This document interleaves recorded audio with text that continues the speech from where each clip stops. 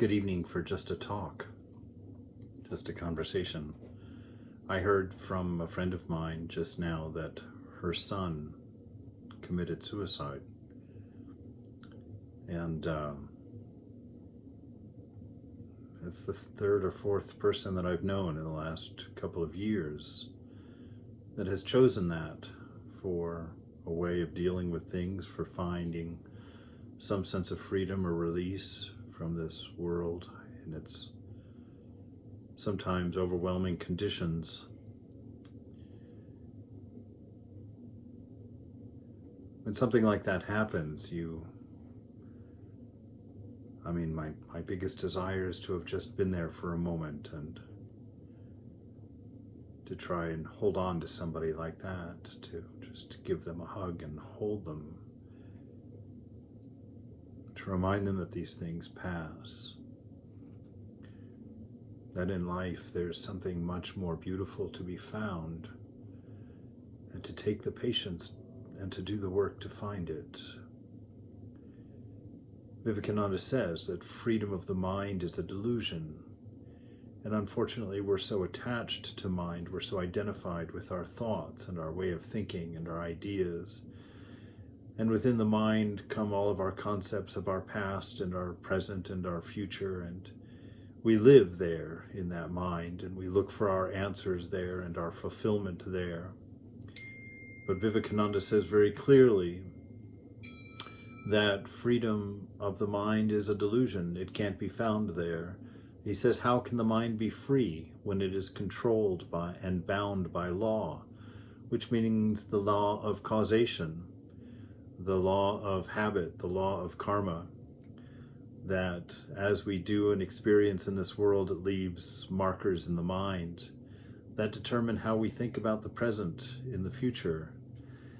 And so is controlled. There is no freedom in mind. There's no freedom of expression in mind. There's no freedom of ideas in mind.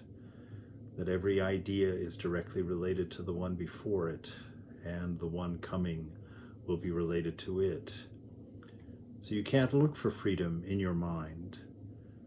You can't find your meaning in your mind. You can't find the things that are fulfilling in your mind. He says we must become free. That's the point of this life. We must find our freedom. He says we are free. We just have to work to know it. We must give up all slavery, all bondage of whatever kind. Our bondages are our desires, our aversions, our likes and dislikes. That we're bound to serve a body when it's hungry and to give it only the things it desires, or to have to force it to take the things it doesn't desire. And same with the mind. We have to find our way through this. We have to give up this slavery to the mind, this bondage of any kind that we experience in this world. We must not only give up our bondage to earth and everything and everybody on this earth, but also to the ideas of heaven and of happiness.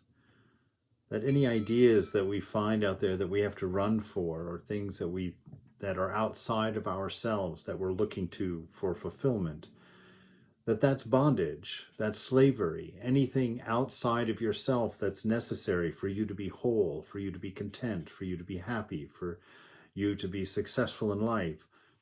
Anything outside of yourself, it's going to be a bondage, something that you need, something that you have to go get. And in this world of change, anything that we get wears out, disappears, goes away. That's the nature of everything in its cycle. It arises, it exists for a while, and then it subsides, goes back to its source. He says we are free. That's the trick of it. We are free. If we could only believe it, if we could only have faith in our freedom. You are the soul. You are by nature free and eternal, ever free, ever blessed. That's the reality. Not seeing that and escaping through a means of a suicide or giving up is giving up something so precious that's just barely beyond your reach. Always remember that this moment changes continually. Even the depths of despair do not last.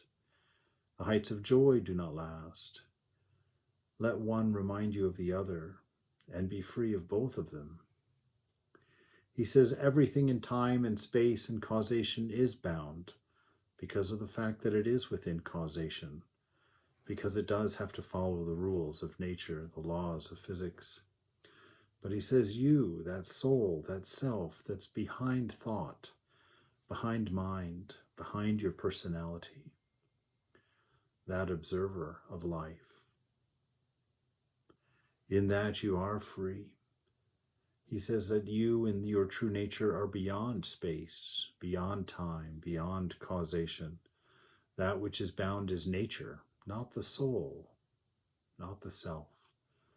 Therefore, proclaim your freedom, Vivekananda says, and be what you are, ever free and ever pure.